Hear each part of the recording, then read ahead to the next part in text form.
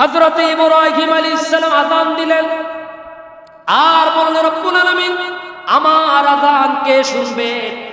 এই পাহাড়ে পর্বতে বেষ্টনকৃত এই উপত্যকার মধ্যে মরু অঞ্চলে কোনো মানুষ নাই, জন নাই, আযান কার উদ্দেশ্যে দেব? আল্লাহ রাব্বুল আলামিন বললেন, ইব্রাহিম, তুমি আযান দাও, আহ্বান করো, ডাকো। পৃথিবীর যেই প্রান্তে একজন মানুষ থাকুক না কেন, তোমার গলার আওয়াজ আমি তাদের কানের মধ্যে পৌঁছাইয়া দেব। শুধু তাই নয়, কিয়ামত পর্যন্ত পৃথিবীর জমিনে আমার যত বান্দা বান্দীরা আগমন করবে, আর ওই সমস্ত বান্দা বান্দীদের কানের মধ্যে, ইমানদারদের কানের মধ্যে কুদরতি ভাবে আমি আল্লাহ তাআলা রূহ জগতে তাদের কানের মধ্যে এই আহ্বান পৌঁছাইয়া দেব। তোমার গলার আওয়াজ, তোমার আযান যেই বান্দা বান্দীর কানের মধ্যে কুদরতি ভাবে ঢুকে যাবে, পৌঁছে যাবে, মৃত্যুর আগে অন্তত একটা বার হলেও আমার সেই বান্দা বান্দী আমার ঘরে হজ অথবা উমরা করার জন্য আসবে। ইব্রাহিম আলাইহিস সালাম আযান দিলেন। আল্লাহ বললেন, কিয়ামত পর্যন্ত যত মানুষ আসবে, যাদের কানের মধ্যে তোমার এই গলার আওয়াজ, রূহ জগতে তোমার এই গলার আওয়াজ যাদের কানে পৌঁছবে, তারা মৃত্যুর আগে একটা বার হলেও আমার ঘরে হজ করার জন্য আসবে। সুবহানাল্লাহ। আল্লাহ, এখন মিলে দেখেন, ইব্রাহিম আলাইহিস সালাম ডাক দিলেন, আল্লাহ রাব্বুল আলামিন ওই সমস্ত মানুষদের কানের মধ্যে কুদরতি ভাবে এসে আযান পৌঁছায় দিলেন। আল্লাহ তাআলা বললেন, ইয়াতুকা রিজালাও ওয়া আলা কুল্লি দামিরিন ইয়াতিনা মিন কুল্লি ফাজ্জিন আমিক। ও ইব্রাহিম, তুমি আযান দিয়ে দাও, আর আমার বান্দারা কিয়ামতের আগ পর্যন্ত তারা, আমার বান্দারা দুর্বল উটের পিঠের উপরে চড়ে অথবা পায়ে হেঁটে আমার ঘরের কাছে এগিয়ে আসবে। সুবহানাল্লাহ। নিজেদের কষ্ট উপার্জিত অর্থকে আল্লাহর জন্য কোরবান করে আর্থিক, শারীরিক এবং মানসিক প্রস্তুতি নিয়ে হজ করার উদ্দেশ্যে আল্লাহর ঘরের মেহমান হিসাবে চতুর্দিক থেকে সমানে মেহমান হয়ে পাড়ি জমাচ্ছেন। ঠিক সেই মুহূর্তে আল্লাহ তাআলা আমাদেরকে সপ্তাহের সর্বশেষ এবং সর্বশ্রেষ্ঠ দিন পবিত্র জুমাবারের পবিত্র মহানুকমটুকুন জামাতের সাথে আদায় করার জন্য, যথা সময়ে যথা নিয়মে আসার জন্য, বসার জন্য তৌফিক দান করেছেন। সেই জন্য আমরাও কালিমাতুশ শুকরগুজার করছি।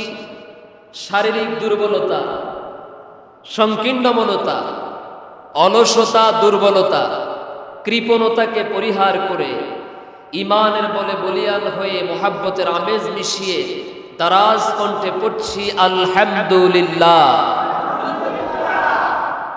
দুরূদ ও সালাম তেলাওয়াত করছি সর্বকালের, সর্বযুগের সর্বশ্রেষ্ঠ মহামানব, মানবতার মহান শিক্ষক, সর্বশ্রেষ্ঠ নেতা মুহাম্মদুর রাসূলুল্লাহ সাল্লাল্লাহু আলাইহি ওয়াসাল্লাম। সকল শহীদদের জান্নাতের সর্বোচ্চ মর্যাদা কামনা করে আজকের তেলাওয়াতকৃত আয়াত এবং হাদিস থেকে সুনির্ধারিত বিষয়ের আলোকে কিছু কথা বলার চেষ্টা করব। আল্লাহ তাআলা আমাদের এই কথাটুকুনকে ইহকালীন শান্তি আর পরকালীন নাজাতের উসিলা হিসাবে কবুল করুন। সকলে বলি আমিন। আমরা গত জুমাবারে বলেছিলাম যে আমাদের জীবনের প্রতিটি কাজ, আমাদের জীবনের প্রতিটি আমল, আমাদের প্রতিটি জীবনের সবটুকু উদ্দেশ্য হবে, লক্ষ্যবস্তু হবে আল্লাহর সন্তুষ্টি। কার সন্তুষ্টি? আল্লাহর সন্তুষ্টি ছাড়া যত কাজ করবেন সেটা যদি একেবারে পাহাড় পরিমাণ হয়, সেটা যদি আসমান সম পরিমাণ হয়, তাহলে আল্লাহর দরবারে সেটা কানাকড়িও কাজে আসবে। আর আমলটা যদি সামান্য পরিমাণ হয়, জাররা পরিমাণ হয়, একেবারে তুচ্ছ থেকে তুচ্ছ হয়, একেবারে নগণ্য হয়, ক্ষুদ্র হয়, সেটা যদি আল্লাহর সন্তুষ্টির জন্য হয়ে থাকে, তাহলে আল্লাহ সুবহানাহু ওয়া তাআলার কাছে আপনার জন্য নাজাতের উসিলা হিসাবে এটাই যথেষ্ট হতে পারে। বলি আমিন। তাহলে আমি বলেছিলাম, তারই ধারাবাহিকতায় বলেছিলাম, আমাদের দান সদকা এগুলো কার জন্য করি? আল্লাহর জন্য। মানুষকে সহযোগিতার হাত বাড়ায় কার জন্য? আল্লাহর জন্য। নামাজ আদায় করি কার জন্য? রোজা রাখি কার জন্য? আল্লাহর জন্য। হজটা করি কার জন্য? আল্লাহর জন্য। আল্লাহ তাআলা বলছেন ওয়ালিল্লাহি আলান নাসি হিজ্জুল বাইতি মান ইসতাতা ইলাইহি সাবিলা ওয়া মান কাফারা ফাইন্নাল্লাহা গনিয়্যুন আনিল আলামিন। আল্লাহু আকবার। বান্দা যদি কোনো একটা নেক কাজের নিয়ত করে, ভালো কাজের জন্য ইচ্ছা পোষণ করে, কাজটা কমপ্লিট করতে পারে নাই, ওই কাজটা কমপ্লিট করার আগে বান্দা দুনিয়া থেকে চলে গেলেন, বান্দি দুনিয়া থেকে চলে গেলেন। শুধু ভালো কাজের নিয়ত করার কারণে, কল্যাণমূলক কাজের নিয়ত করার কারণে, ইচ্ছা পোষণ করার কারণে আল্লাহ তাআলা বান্দার আমলনামার মধ্যে সঙ্গে সঙ্গে একটা নেকি লিখে দেয়। আরো জোরে কন্যা সুবহানাল্লাহ। শুধু কি করেছেন? সবাই বলেন, শুধু নিয়ত করেছেন। নিয়তটা বিশুদ্ধ হওয়ার কারণে, নিয়তটা খালেস হওয়ার কারণে, নিয়তটা আল্লাহর জন্য একনিষ্ঠতার সাথে করার কারণে আল্লাহ তাআলা বান্দা বান্দির আমলনামার মধ্যে সঙ্গে সঙ্গে আর দেরি করলেন না, একটা নেকি লিখে দেয়। নবীজি বলেন, আর যদি বান্দা সেই ভালো কাজটা, নেকের কাজটা, কল্যাণমূলক কাজটা যদি কমপ্লিট করে, সম্পন্ন করে, আল্লাহ তাআলা তখন ওই একটাকে শুধু একের মধ্যে সীমাবদ্ধ রাখেন না, তখন একের সামনে আল্লাহ তাআলা আরেকটা শূন্য বসায়া দিয়া, জিরো বসায়া দিয়া সঙ্গে সঙ্গে সেটাকে 10 গুণ বাড়ায়া দেয়। সুবহানাল্লাহ। এটা কি আল্লাহর পক্ষে সম্ভব নাকি অসম্ভব? তার কারণ হচ্ছে আল্লাহ তাআলা বললেন, আল্লাহ রাব্বুল আলামিন বলছেন ফাইন্নাল্লাহা গনিয়্যুন আনিল আলামিন। আল্লাহ রাব্বুল আলামিন হচ্ছেন পৃথিবীর সবচাইতে বড় ধনী, সবচাইতে বড় সম্পদশালী। ঠিক কিনা বলেন? আমরা কি আল্লাহ রিজিকের ব্যবস্থা করি না আল্লাহ আমাদের রিজিকের ব্যবস্থা করেন? কি সবাই স্বীকার করেন না?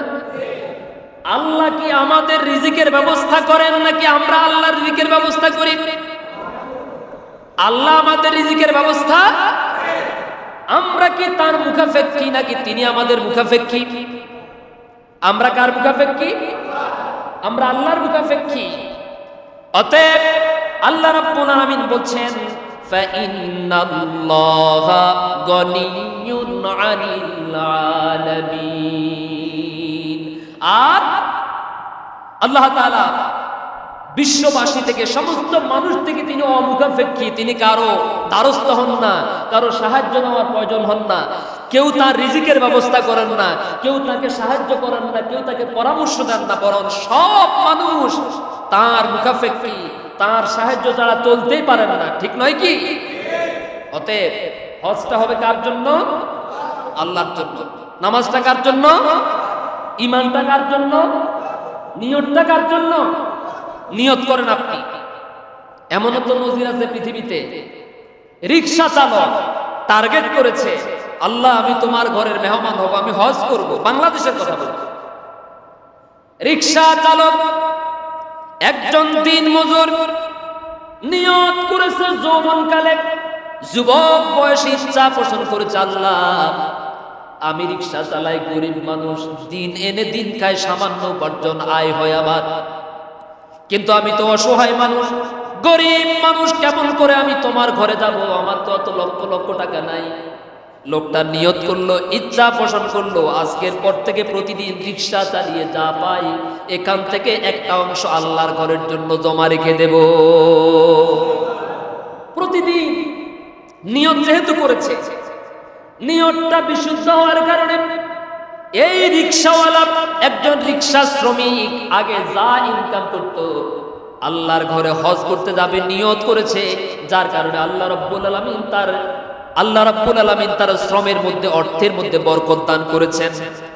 আগে প্রতিদিন রিকশা চালিয়ে যদি 300 টাকা পেত, আল্লাহ রাব্বুল আলামিন তার জন্য আগের চাইতে অন্তত আরো 1 গুণ বাড়ায়া দিয়েছেন, যার কারণে প্রতিদিন ওখান থেকে 100 টাকা জমা রাখতে রাখতে মাসে হয় কত টাকা? 3000 টাকার মতো জমা হয়, ঠিক না? এক মাসে যদি 3000 টাকা জমা হয়, এক বছরে কত হাজার টাকা হয়? হ্যাঁ, 36,000। কত হাজার? 36,000। এই প্রত্যেক বছরে আল্লাহর বান্দা যখন জমা করেছে হজের জন্য, নিজের ঘরের মধ্যে একটা ব্যাংক খুলেছে, একটা আমানতের একটা ব্যাংক খুলেছে, হজ ব্যাংক।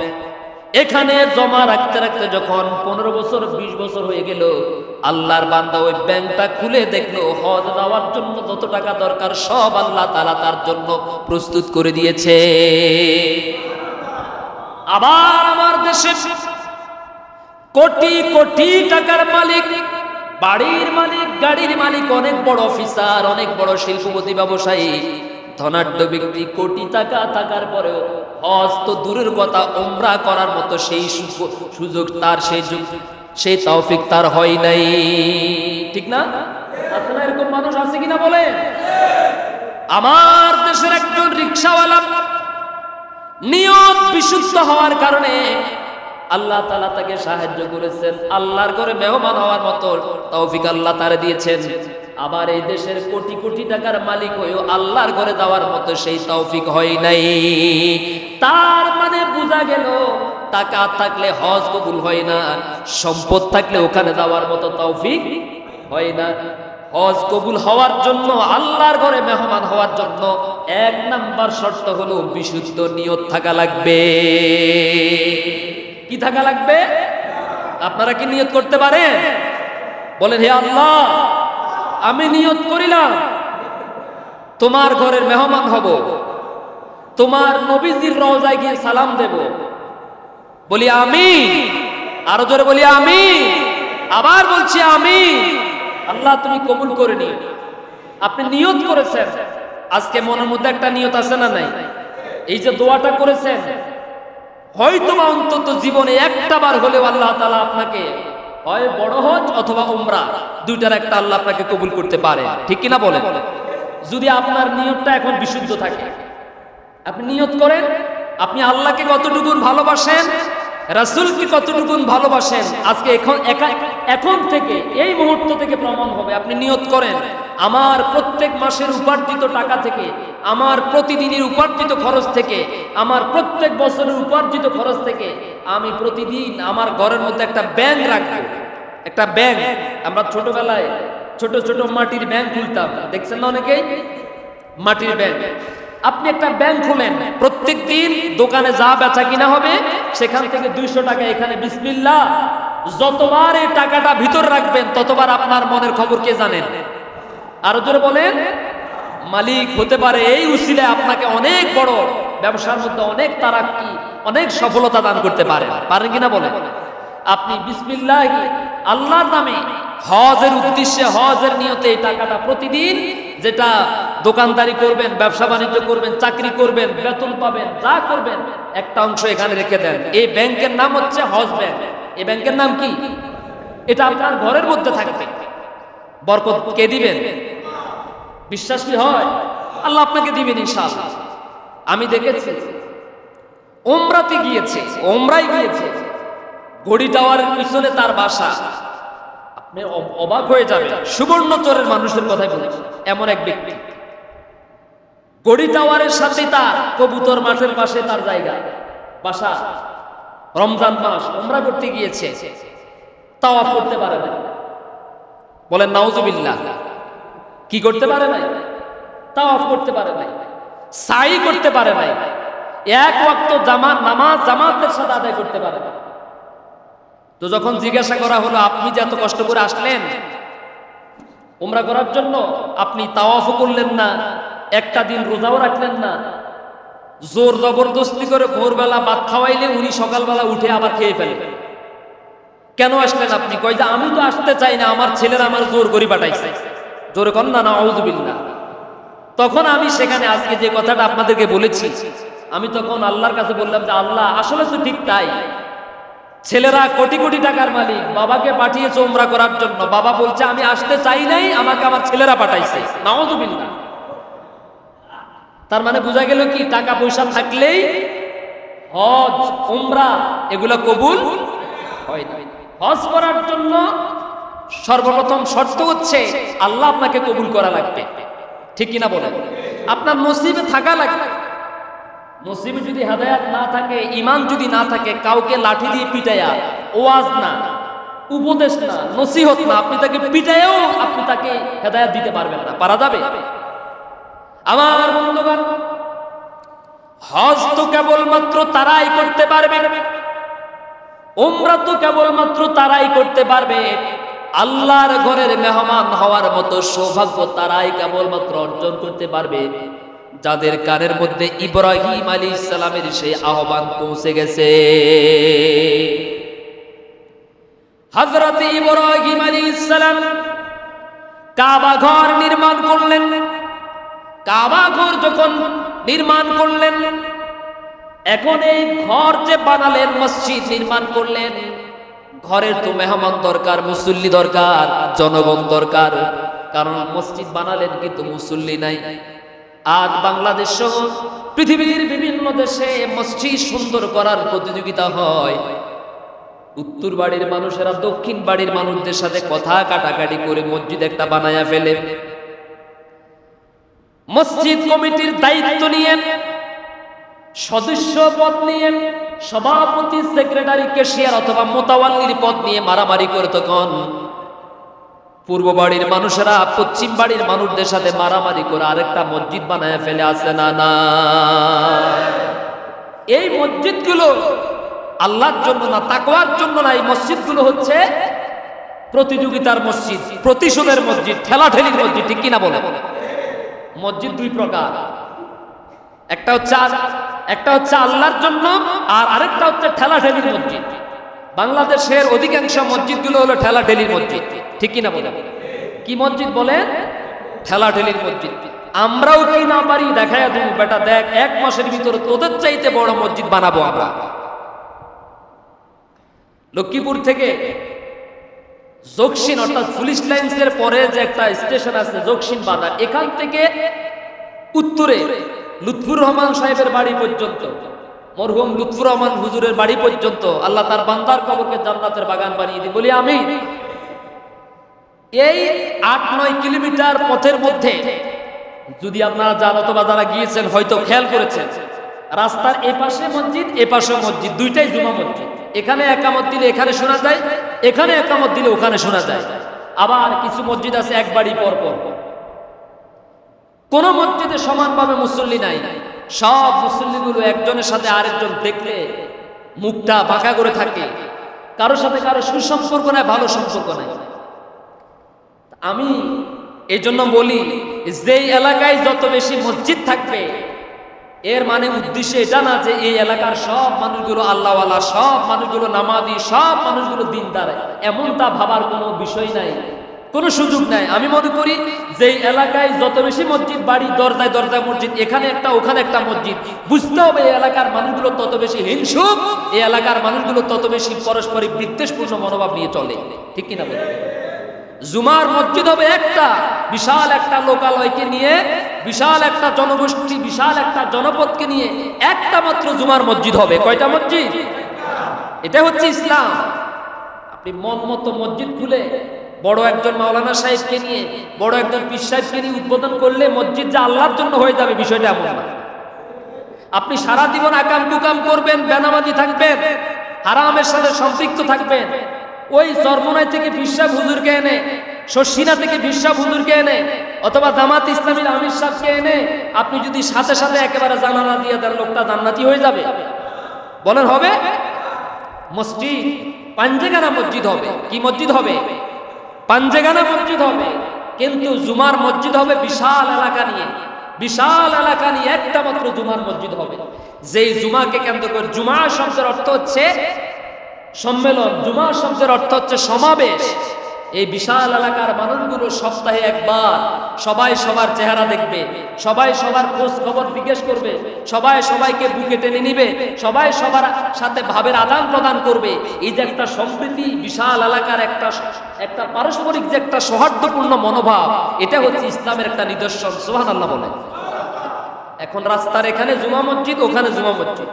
গত সপ্তাহে সোশ্যাল মিডিয়াতে দেখলাম সম্ভবত ব্রাহ্মণবাড়িয়ার ওদিকে একটা জায়গায় পাশাপাশি মসজিদ, অর্থাৎ মাঝখান দিয়ে ছোট্ট একটা মাঠ, মাঠের এই পাশে একটা মসজিদ, ও পাশে আরেকটা মসজিদ, দুইটাই জুমা মসজিদ। নাউজুবিল্লাহ বলেন, নাউজুবিল্লাহ।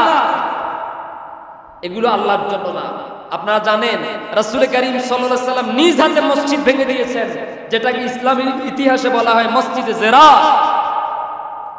মসজিদে জেরা অর্থাৎ দ্বীনের ক্ষতি করার জন্য, এলাকার সম্প্রীতি বিনষ্ট করার জন্য, মানুষে মানুষে বিভেদ তৈরি করার জন্য, এলাকার মধ্যে ভাঙন তৈরি করার উদ্দেশ্যে যারা মসজিদ বানাবে, ওই মসজিদগুলো ভেঙে দাও মাটির সাথে। ওগুলো আল্লাহর জন্য না, ওগুলো হচ্ছে ঠেলাঠেলির মসজিদ। ঠিক কি না বলে?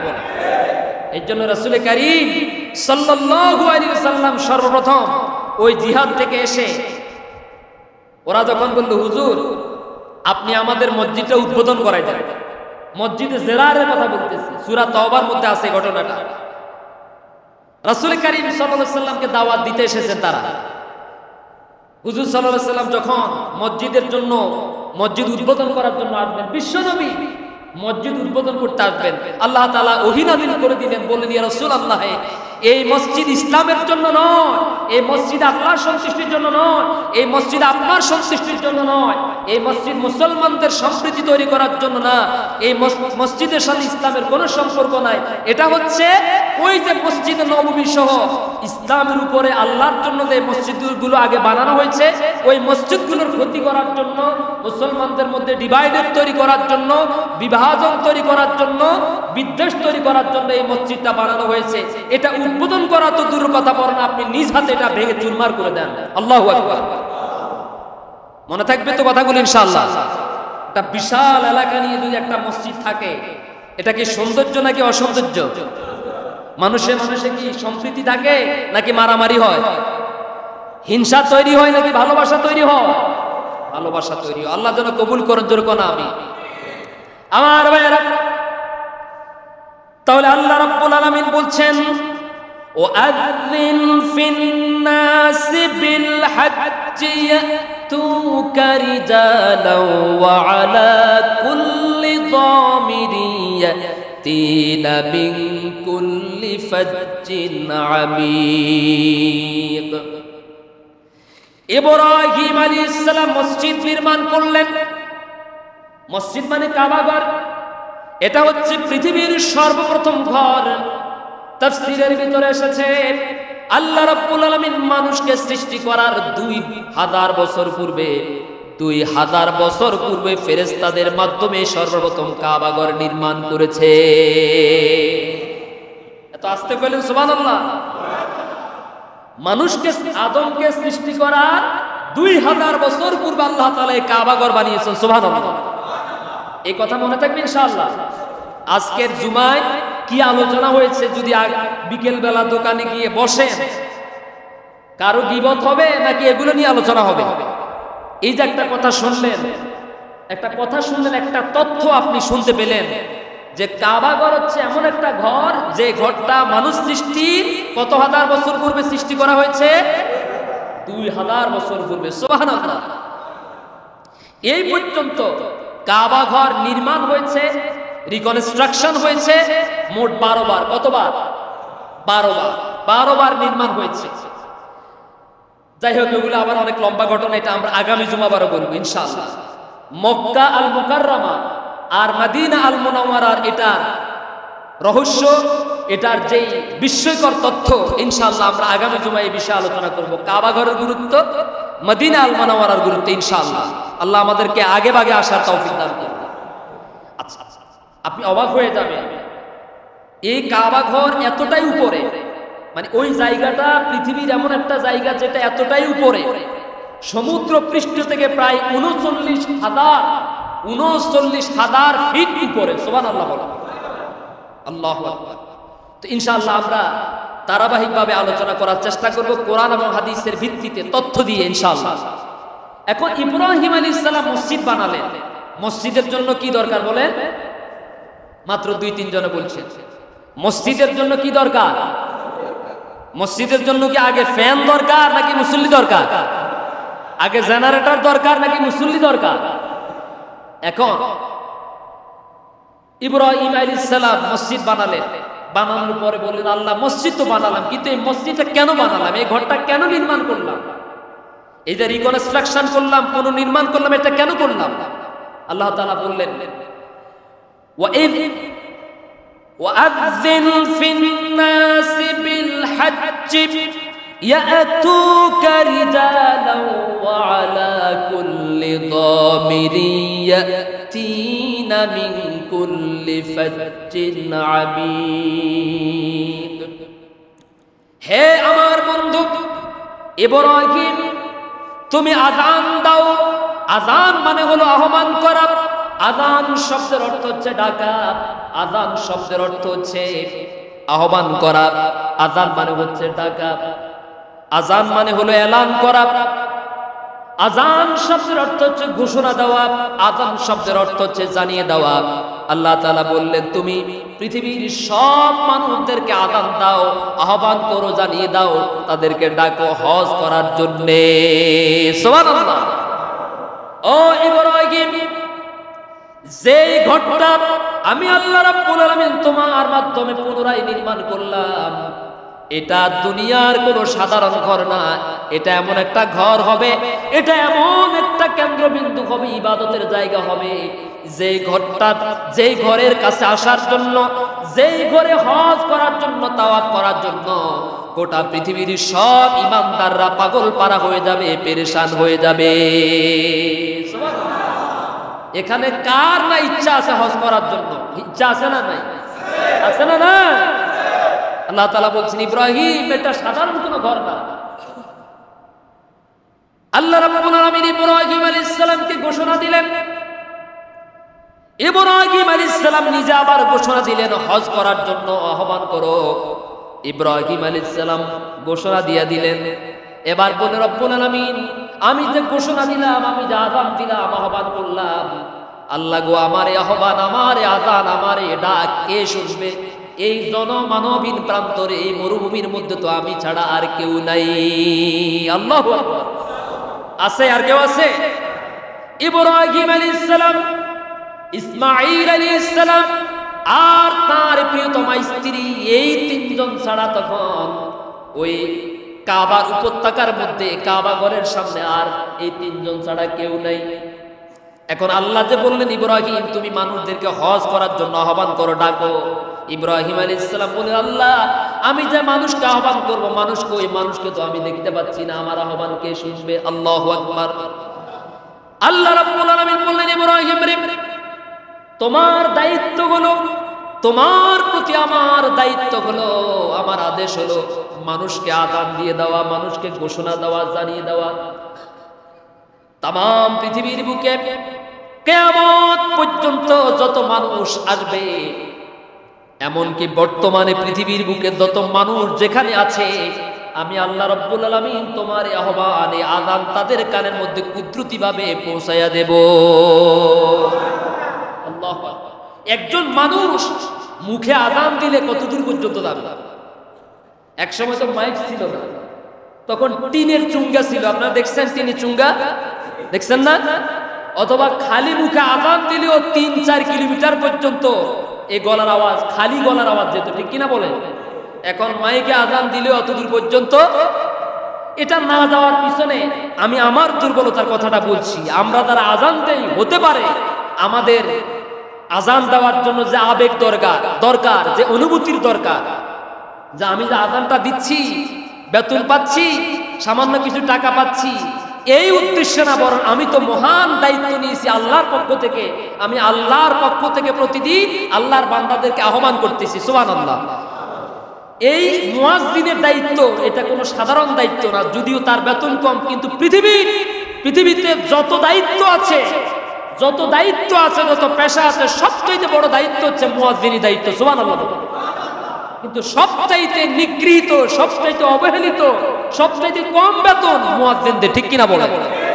অথচ নবীজি বলেছেন কিয়ামতের দিন এক শ্রেণীর মানুষের গলা হবে, এই গর্দানটা হবে অনেক লম্বা লম্বা। সুবহানাল্লাহ বলেন। হাসরের ময়দানে মানুষেরা একজন আরেকজনকে জিজ্ঞেস করবে, এমন অদ্ভুত মানুষ, এমন সুন্দর মানুষটি জীবনে কোনোদিন দেখি না, এদের গলা, এদের গর্দান এত লম্বা কেন? তখন বলা হবে এরা হচ্ছে দুনিয়ার সেই সমস্ত সৌভাগ্যবান মানুষ যারা মানুষদেরকে প্রতিদিন 5 বার আযানের মাধ্যমে নামাজের দিকে ডাকতো, আল্লাহর দিকে ডাকতো। সুবহানাল্লাহ। আর আজকে আল্লাহ তাআলা তাদেরকে স্পেশাল একটা মর্যাদা দিয়েছেন, আল্লাহ যেন হাসরের ময়দানে সরাসরি তাদেরকে চিনতে পারে কোনো পরিচয় ছাড়াই। এই জন্য দুনিয়ার মুয়াজ্জিনদেরকে আল্লাহ তাআলা কিয়ামতের দিন সহজে চিনার জন্য, তাদের মর্যাদাকে বুঝার জন্য গর্দানকে লম্বা করে দিবেন। সুবহানাল্লাহ। আল্লাহু আকবার। আল্লাহর কাছে যাদের মর্যাদা বেশি, দুনিয়াতে তাদের মর্যাদা একেবারে মানুষের কাছে কম। কথাটা যদিও হয়তো মনে করবেন হুজুরের বোধহয় মুয়াজ্জিন সাহেব বলে দিছে না, কেন না আমার বলে নাই। কথা কি বুঝাতে পেরেছি? তো মুয়াজ্জিন সাহেবেরা, আমরা যারা আযান দেই, আমরা যদি মনে করতাম যে না নিচু করতে শুধু আমাকে কিছু বেতন দিচ্ছেন আর আমি এই জন্য আযান দিই, মাঝে মাঝে কিছু কিছু মসজিদে মুয়াজ্জিনরা এমন ভাবে আযান দেয় 1 মিনিটে আযান শেষ, বিনা ওযুতেও মাঝে মাঝে আযান দেয় কিনা বলে। আবার শীতকালে মাঝে মাঝে এমন শুনি কয় যে সোয়াত লেফের ভিতরে থাকিও আযান দেয়। মানে যখন বুঝে, মানে ফজরের সময় কিছু কিছু এলাকাতে এমন অবস্থা যে মুয়াজ্জিন ছাড়া কোনো মুসল্লি, তো মুয়াজ্জিন চিন্তা করে দূর দায়িত্ব একটা আছে, আর এত কষ্ট করি শীতের ভিতরে ঠান্ডা পানি দিয়ে ওযু করার দরকার কি, উঠার দরকার কি, কম্বলের ভিতরে থেকেই ওই মাইক্রোফোনের তারটাকে লম্বা করে, মানে মেহরাবের পাশেই হুজুরের থাকার জায়গায় পাশাপাশি, তো মাইক্রোফোনের তার হুজুরের বালিশের কাছে, মেশিনে হুজুরের মাথার কাছে। যখনই দেখলো যে ফজর আযান হয়েছে, ঠিক ওই মুহূর্তে সুইচটা টিপ দিয়ে আযান দিছে। আর যদি কোনো দিন ভাগ্য যদি ভালো হয়, মুয়াজ্জিনের যদি কপাল খারাপ হয়, সেই দিন হয়তো 2-1 মুসল্লি আসলে হুজুর তখন আর শুয়ে থাকতে পারেন না।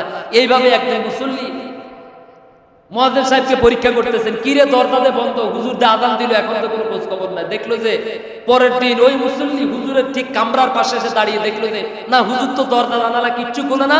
যখনই সময় হয় মুসল্লি আসে না, এই জন্য উনি ওই কম্বলের ভিতরে থেকেই আযান মেরে দিচ্ছে।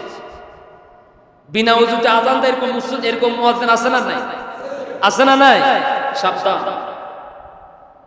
ঘুম থেকে উঠে আযান দিয়া দেয়, ওযু ছাড়াই আযান দিয়া দেয়। তিনি যদি মনে করেন এটা আমার পিতা ওই ইব্রাহিম আলাইহিস সালাম ছিলেন যুগের শ্রেষ্ঠ মুয়াজ্জিন, আমি হচ্ছে আমার সেই পিতা ইব্রাহিম আলাইহিস সালামের সন্তান, ঠিক কিনা বলেন? এখন যেটা বলতে চেয়েছিলাম, আযানটা যখন মুয়াজ্জিন সাহেবেরা আমরা দেব, তখন যেন পূর্ণাঙ্গ অনুভূতি, আযান দেওয়ার সময় আমার মনের মধ্যে যদি এটা থাকে, আল্লাহ আমার এই আযানের মাধ্যমে অন্তত একজন বেনামাজিকে তুমি নামাজিওয়ালা বানায় যদি দিতে পারো, তাহলে মুয়াজ্জিন হিসাবে আমি সফল, ঠিক কিনা বলেন? কণ্ঠ সুন্দর হওয়ার জন্য এটা শর্ত না। বাংলাদেশে অনেক আলোচক আছে, বক্তা আছেন, যেমন ধরেন আমাদের নোয়াখালী সোনাইমুড়ি হামিদিয়া কামিল মাদ্রাসার প্রিন্সিপাল হুজুর মাওলানা আল্লামা সাইফুল্লাহ মনি হাফিজাহুল্লাহ, হুজুর কি সুর দিয়ে ওয়াজ করেন? মানে লেকচারের মতো কথা বলেন, ভাঙ্গা কথা বলেন, কিন্তু এরপরে কি তার জনপ্রিয়তা কম?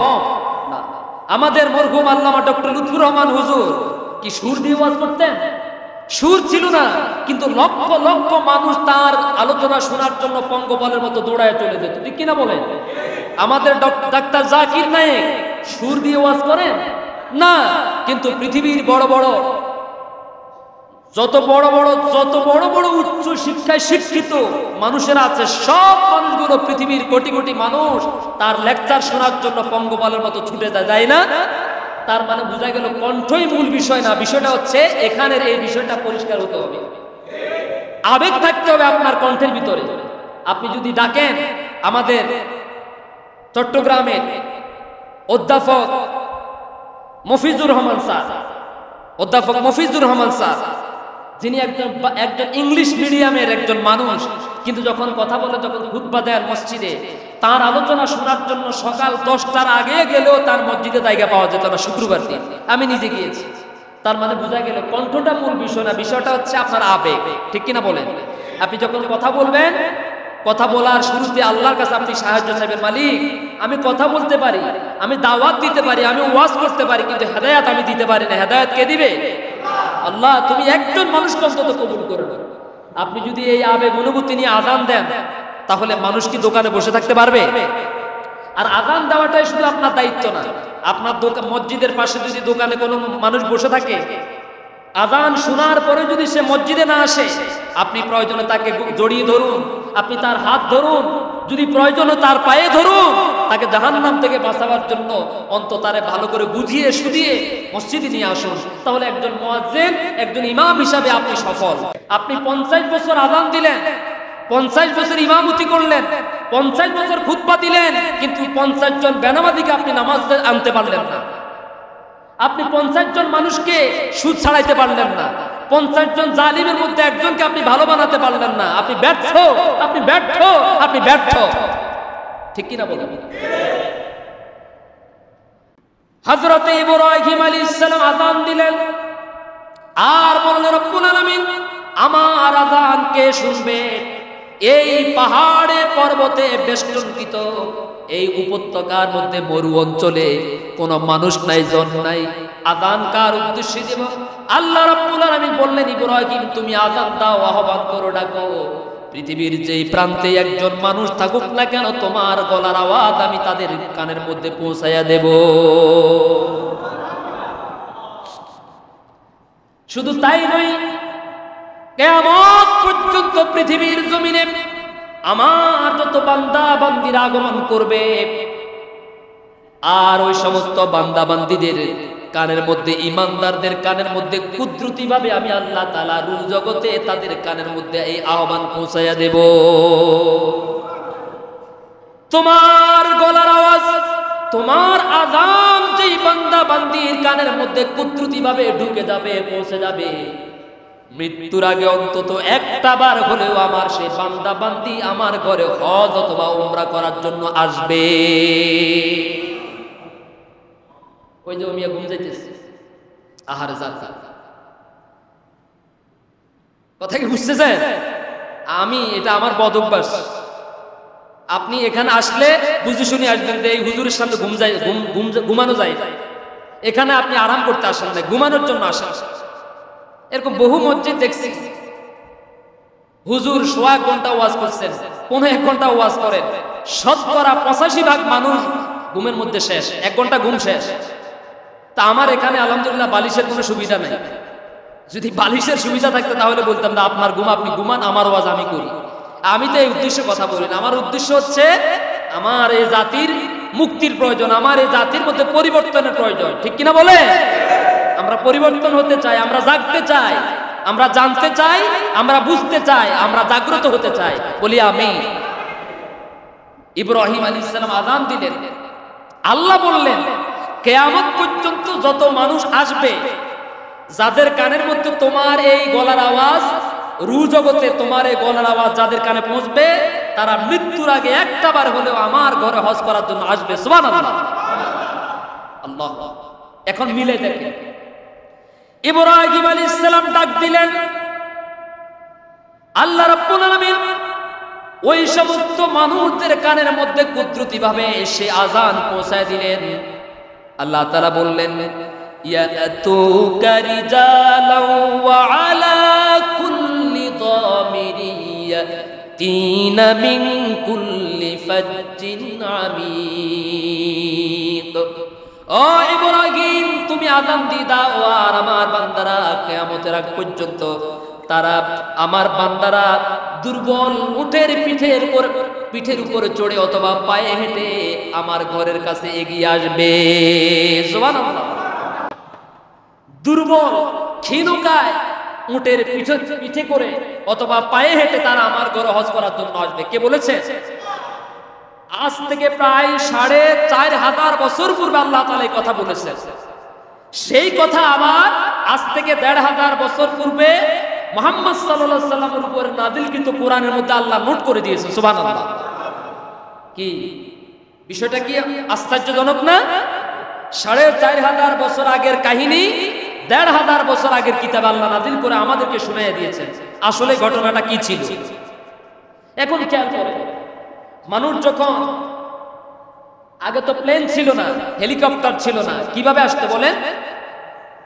কেউ হেঁটে হেঁটে, কেউ উটের পিঠে, কেউ ঘোড়ার পিঠে। আশ্চর্যের বিষয় হলো সেই মক্কা থেকে মদিনা আল মুনাওয়ারা পর্যন্ত বিশাল একটা লম্বা পথ। এখন তো সৌদি গভর্নমেন্ট অনেক সোজা এবং সরু রাস্তা, অনেক সোজা এবং প্রশস্ত রাস্তা করে দিয়েছে, কিন্তু তখন কি এতটা প্রশস্ত রাস্তা ছিল? তার মানে বোঝা গেল ওই যুগের মানুষগুলো কষ্ট করেছেন, কিন্তু তাদের হজ, তাদের কষ্টটা যেমন কষ্টের পরিমাণ যেমন ছিল, তাদের কবুলিয়তের গুরুত্ব আল্লাহর কাছে ততটা মজবুত ছিল। সুবহানাল্লাহ। মানুষ যখন দূর থেকে যায় হাঁটতে হাঁটতে, উটের পিঠে ঘোড়ার পিঠে চড়তে চড়তে, উট ঘোড়া কি দুর্বল হয়ে যায় না? আল্লাহ বললেন, ইব্রাহিম আলাইহিস সালাম তুমি ঘোষণা দাও, আর দেখবে যে ইয়াতুকা রিজালান ওয়া আলা কুল্লি দাবির ইয়াতিনা মিন কুল্লি ফাজ্জিন আমিক। তোমার ঘোষণা দেওয়ার পরে দেখবে এই কিয়ামত পর্যন্ত এই ঘরের মেহমানরা আসবে দুর্বল, ক্ষীণকায়, উটের পিঠে চড়ে অথবা পায়ে হেঁটে। সুবহানাল্লাহ বলেন। 4500 বছর পূর্বে ইব্রাহিম আলাইহিস সালাম আযান দিয়েছেন, ডেকেছেন, আর এখন যাদের কাছে আল্লাহ তাআলা ওই আওয়াজটা পৌঁছায় দিয়েছেন, তারাই গরিব হোক আর বড় লোক হোক, যদি ঈমানটা মজবুত থাকে, নিয়তটা যদি বিশুদ্ধ হয়, কষ্ট করেও টাকা জমা করেও হলেও তারা ওই ডাকে আহ্বানে সাড়া দেওয়ার জন্য মক্কা আল মুকাররমায় চলে যাবে। আল্লাহু আকবার। ইব্রাহিম আলাইহিস সালাম ডেকেছেন 4500 বছর পূর্বে, আর আল্লাহর বান্দারা এখন যাচ্ছে আর গিয়ে বলছে ওই যে বাবা ডাক দিয়েছেন, বাবার ডাকে এখন সাড়া দিতেছে। আমি যদি এখানে কাউকে ডাকি যে আব্দুল সালাম ভাই আপনি একটু দাঁড়ান, উনি যদি এখন না দাঁড়িয়ে 1 ঘন্টা পরে দাঁড়ান, কি কোনো লাভ হবে? কথা লাভ হবে? ইব্রাহিম আলাইহিস সালাম ডাক দিয়েছেন 4500 বছর পূর্বে, আর তার সন্তানেরা এটা জবাব দিতেছেন 4500 বছর। কিভাবে ডাক দিতেছে? লাব্বাইক আল্লাহুম্মা লাব্বাইক ইন্নাল হামদা ওয়ান নি'মাতা লাকা ওয়াল মুলক লা শারীকা লাক। আল্লাহু আকবার বলেন, বলেন আমার সাথে, লাব্বাইক আল্লাহুম্মা লাব্বাইক লাব্বাইক লা শারীকা লাকা লাব্বাইক ইন্নাল হামদা ওয়ান নি'মাতা লাকা ওয়াল মুলক লা শারীকা লাক। আল্লাহু আকবার।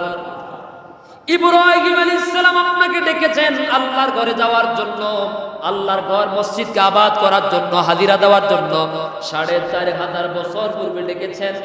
আর ওই আহ্বান, ওই ডাক যাদের কানের মধ্যে আল্লাহ তাআলা কুদরতিভাবে 4500 বছর পূর্বে পৌঁছায় দিয়েছেন, তারাই 4500 বছর পরে এখন ওখানে গিয়ে হাজিরা দেয়। হাজিরাটা কি? লাব্বাইক আল্লাহুম্মা লাব্বাইক। এর মানে কি? লাব্বাইক মানে হে আল্লাহ, লাব্বাইক আল্লাহুম্মা লাব্বাইক, এর অর্থ হচ্ছে হে আল্লাহ আমি হাজির, হে প্রভু আমি হাজির। আল্লাহু আকবার। ডাক দিয়েছে কত বছর আগে? আরো জোরে বলেন। আর বান্দা সাড়া দিতেছে কত বছর পরে? বিষয়টা কি আশ্চর্যজনক না? তার মানে কি ওই যে আল্লাহ বলেছেন ইব্রাহিম তোমার দায়িত্ব হচ্ছে আযান দেওয়া, আর তোমার গলার আওয়াজ আমার বান্দাদের কানে কানে পৌঁছায়া দেওয়ার কুদরত আমার দায়িত্ব বহন করবে। সুবহানাল্লাহ। ইন্নাল হামদা ওয়ান নি'মাতা লাকা ওয়াল মুলক। বললেন ইন্নাল হামদা, নিশ্চয়ই সমস্ত প্রশংসা গুণগান কার জন্য? ওয়ান নি'মাতা, পৃথিবীর সমস্ত নিয়ামত কার জন্য? লাকা ওয়াল মুলক, সমস্ত রাজত্বের মালিকানা, একচ্ছত্র অধিপতি, একচ্ছত্র ক্ষমতা কার? আরে মুসলমান, সেখানে গিয়ে এগুলা বলি আসে, লা শারীকা লাক, আল্লাহ তোমার সাথে আমি কাউকে অংশীদার বানাই না। তোমার জমিনে ক্ষমতা চলবে, আইন চলবে, হুকুম চলবে, বিধান চলবে তোমার জমিনে, তুমি ছাড়া আর কারো আইন আমিও মানবো না, কাউকে মানতেও। সেখানে গিয়ে কি ওয়াদা করে আসে, আর এখানে এসে কি কামড়ানা করে? কথা কেন? সেখানে গিয়ে ওয়াদা করে কি? ইন্নাল হামদা ওয়ান নি'মাতা লাকা ওয়াল, সবাই বলেন লাকা ওয়াল। তার মানে কি সমস্ত মালিক, সমস্ত রাজত্বের, সকল জমিনের, সমস্ত সবকিছুর অধিপতি একমাত্র শুধুমাত্র কেবলমাত্র মালিককে। এটা মাত্র কয়েকজন বিশ্বাস করেন। গোটা আসমান জমিনের মালিকানা কার? হাজী সাহেব, আপনি সেখানে গিয়ে মুখের ফেনা বেরিয়ে ফেললেন। এহরামের কাপড় পরার পর থেকে এহরাম তাওয়াফ শেষ হওয়া পর্যন্ত, যাবতীয় কাজ শেষ হওয়া পর্যন্ত পুরো আরাফার ময়দান মুখরিত, মিনা মুজদালিফা মুখরিত, কাবা চত্বর মুখরিত। আপনি বলছেন, স্বীকৃতি দিচ্ছেন আল্লাহ ইন্নাল হামদা। কোন বেনামাজির প্রশংসা হবে না, কোন ফাসিকের প্রশংসা হবে না, কোন মুনাফিকের প্রশংসা হবে না, কোন চোর ডাকাতের প্রশংসা হবে না, কোন জালিমের প্রশংসা হবে না। ইন্নাল হামদা, শুধুমাত্র কেবলমাত্র প্রশংসা হবে কার? কিন্তু সে কি তার ওয়াদার মধ্যে ঠিক থাকে? জোরে বলেন থাকে? সকাল থেকে সন্ধ্যা পর্যন্ত আমার ভাই, তোমার ভাই, উল্লুক ভাই, ভাল্লুক ভাই, ভাল্লুক ভাইয়ের চরিত্র, নামাজ পড়ে না এক ওয়াক্ত, মদ খায়, গাঁজা খায় 10 ওয়াক্ত, আছে না নাই? ওখানে বলি আসলো কি, আর এখানে এসে করেটা কি? ওয়াদার সাথে মিল আছে? এই জন্যই আল্লাহ তাআলা আগে বলেছেন, ওয়ালিল্লাহি আলান নাসি হিজ্জুল বাইতি মান ইসতাতা ইলাইহি সাবিলা। হজটা যদি আল্লাহর জন্য হয় তাহলে হজ করার, হাজী সাহেব হজ করার আগে তার যে অভ্যাস, যে চরিত্র ছিল, হজ করার পরে তার ওই চরিত্র অভ্যাস থাকতে। একজন হাজী সাহেব যখন রাস্তা দিয়ে হাঁটবে মনে হচ্ছে যেন একজন জীবন্ত ফেরেশতা হেঁটে যাচ্ছে, ঠিক কিনা বলেন? হাজী সাহেবের চরিত্র দেখে বাকি এলাকার মানুষগুলো হজ করার জন্য পাগল হয়ে যাবে, ঠিক কিনা বলে? হজ করলে বুঝি মানুষের চরিত্র এতটা বদলাই যায়, ঠিক কিনা বলে? ওমা এখন মারামারি লাগে, মারামারি লাগলে কি কয় জানেননি? কয় রে হজ করি আইছিস, হজ করি আইছিস, নইলে কিন্তু রে তোরে ছয় রাস্তা বাহারে ভালা করি ভাঙলি তুই নাইতাম, ঠিক কিনা বলে? এরপরে বোর্ড গালিগালাজ মনের মতো করার পরে কয় যে হজ করছি, নইলে কিন্তু, মানে এখনো কিছু করে না, কিছু বলে নাই, আছে না নাই? যত জাল দলিল, নকল দলিল, ভুয়া দলিল, 2 নাম্বারগিরি, জুলুমি সব আছে না নাই? এই জন্য মানুষ আবার তোলা নাও দেয়, খোঁটাও দেয়, কয় যে এতে বলে হাদি হয়েছে, বলে না? বলে কিনা বলে? কয় হাতে বলে হাদি হয়েছে, বলে কিনা বলে? তার মানে বোঝা গেল আপনার স্বভাবের কারণে, আপনার অভ্যাসের কারণে, আপনার চরিত্রের কারণে ইসলামের এত বড় একটা সুমহান ইবাদত কটাক্ষ হয়ে গেল, ঠিক কিনা বলে? আগে নিয়ত করেন। হজ শব্দের অর্থ এটা নয় যে journey by plane. Journey by plane, আপনি প্লেনে করে ভ্রমণ করে আসলেন, টাকা কয়টা হয়েছে মক্কা মদিনা একটু দেখিয়ে আসি, শুনছি হুজুররা বলছে এটা এত সুন্দর, এত সুন্দর, এত লক্ষ লক্ষ মানুষ, একটু দেখিয়ে আসি, এটার নাম কি হজ? হজে যাওয়ার আগেই নিয়ত করেন যেটার সাথে এখন আপনি আছেন এগুলা ছেড়ে দেন। আজকে শুনলাম ওইদিকে উপজেলার কাছে এক ব্যক্তি সুদের উপরে টাকা লাগাইছে 50,000, কয়দা 50,000, 50,000 টাকা সুদের উপরে লাগানোর পরে টাকার জায়গায় আছে 70,000 টাকা লাভ নিছে। কত টাকা? 70,000 টাকা। ওই টাকা কিন্তু এখনো জমা আছে। 70,000 টাকা লাভ নিছে। নেওয়ার পরে এখন ওই লোকটা একেবারে অসুস্থ, দুর্বল, কর্মক্ষম হয়ে গেছে। এই লোক এখন আর টাকা দিতে পারে না। শেষ পর্যন্ত কিছু মাস না টাকা দিতে না পারার কারণে 10 লক্ষ টাকা মামলা দিছে তার নাম। কত লক্ষ টাকা? 10 লক্ষ টাকার মামলা দিছে। জোর কর নাউজুবিল্লাহ। আমি যখন এই কথাটা শুনেছি আমি বলেছি ওই এলাকার হুজুর যারা মিম্বারে যারা কথা বলে এগুলারে মান্দার গাছের সাথে বেঁধে ভালো করে এগুলারে পিটানো উচিত। কারণ এই খতিব নামের এই জালিমগুলো মিম্বার থেকে হক কথা বলে না, সমাজকে কলঙ্ক মুক্ত করার জন্য, সুদ মুক্ত করার জন্য, জুলুম মুক্ত করার জন্য এরা হক কথা বলে না। এরা চাকরি টিকানোর জন্য মসজিদ সভাপতি, সেক্রেটারি, ক্যাশিয়ার, মোতাওয়াল্লি, সদস্য, এলাকার মেম্বার, চেয়ারম্যান, অন্যান্য মাতাব্বরদের মুখের দিকে তাকিয়ে এরা অন্যায়ের বিরুদ্ধে কথা বলার সেই সাহস পায় না। ঠিক কিনা বলেন? আমি মনে করি এগুলার আগে ওগুলার শাস্তি না দিয়া উম্মতের দায়িত্ব নিয়ে, জাতির দায়িত্ব নিয়ে ইমামতির জায়গায় যেগুলা বসে আছে এগুলার মান্দার গাছের সাথে বেঁধে ভালো করে পিটানো উচিত। হয় ইমামতি ছেড়ে দাও, খতিবগিরি ছেড়ে দাও, জুতা সেলাই করো, পান দোকান করো, তোমার জন্য এই পবিত্র আমানত এটা মানায় না তোমার জন্য। ঠিক কিনা বলেন? এই সুদখোর মারা গেলে ওর জানাজা পড়া দেওয়া যাবে। তুমি মিম্বার থেকে বলো, দেখবে তোমার এলাকায় সমস্ত সুদখোর ভালো হয়ে যাবে। আমি ঘোষণা দিলাম আল্লাহর কসম, আমার এলাকায় আমি যদি জানি দলিল প্রমাণ সহকারে যে এলাকায় কোন লোক সুদ খায় এবং মারা গেছে, আল্লাহর কসম আমি তার জানাজা পড়াবো না, যদিও আমার চাকরি চলে যায়। এটা আমার সিদ্ধান্ত, এটা আমার সিদ্ধান্ত। এখন একটা মানুষ 10 লক্ষ টাকার মিথ্যা চেকের মামলা দিয়ে তারে দৌড়ানির মধ্যে রেখে, ঘটনা হয়েছে কি জানেন? ওই লোকটা সহ্য করতে না পেরে এক বালতি পায়খানা আনছে থেকে, এক বালতি পায়খানা আর কিছু মরিচের গুঁড়া দিয়া এগুলার লড়াইছে। লড়াই দেখলে যে ওই সুৎখোর লোকটা দোকানে এক জায়গায় বসে আছে, আর যে লোকটা ভুক্তভোগী এতদিন তো পলানির মধ্যে ছিল, এখন পাগল হয়ে গেছে সে। ওই বালতির পায়খানা আর মরিচের গুঁড়াগুলা সবার সামনে নিয়ে তার মাথার মধ্যে ডালি দিছে। তার মাথার মধ্যে ডালি দিয়ে বলতেছে, কয় যে তোরে পায়খানাও দিলাম, তোর টাকাও দিয়ে দিলাম, যা। কথা কি বুঝতে পেরেছি? একজন জালিমের জন্য, একজন সুদখোরের জন্য এর থেকে বড় লাঞ্ছনা অপমান আর কিছু হতে পারে না। কোটি কোটি টাকার, আর যেগুলা সুদ খায় এগুলা মানুষ না, এগুলো অমানুষ হয়ে যায়। এগুলার এটা পৌঁছে যায়, দুর্গন্ধ হয়ে যায়, এরা তখন মানুষ থাকে না, অমানুষ হয়ে যায়। ঠিক কিনা বলেন? আওয়াজ কমে গেছে? ঠিক ঠিক কিনা? তাহলে হজ করতে যাবেন, হজ করার আগে সিদ্ধান্ত করেন আমি আর হারাম কাজ করব, আমি আর কোনো অন্যায় কাজে যাব না, তাহলে আপনার হজ কবুল হবে। নবীজি বলেছেন, যে ব্যক্তি হজ করলো, হজ করার সময় এরপরে সে ব্যক্তি মান হাজ্জা ফালাম ইয়ারফুস ওয়ালাম ইয়াফসুক রাজা কায়াউমি ওয়ালাদাতু উম্মু, যে ব্যক্তি হজ করলো, হজ করতে গিয়ে সেখানে কোনো পাপাচারিতা লিপ্ত হলো না, কোন অশ্লীল কাজ করলো না, ওই ব্যক্তিকে আল্লাহ তাআলা হজ থেকে এমন ভাবে ফিরিয়ে দিবেন যেই দিন তার মা তাকে দুনিয়াতে নতুন ভাবে প্রসব করেছে। সুবহানাল্লাহ। যখন মায়ের পেট থেকে বাচ্চা দুনিয়াতে আসে তখন তার অনেক গুনাহ থাকে, কেমন নাকি নিষ্পাপ? হাজী সাহেব নিয়ত পরিশুদ্ধ করে তারপর হজে যান, ঠিক কিনা বলেন?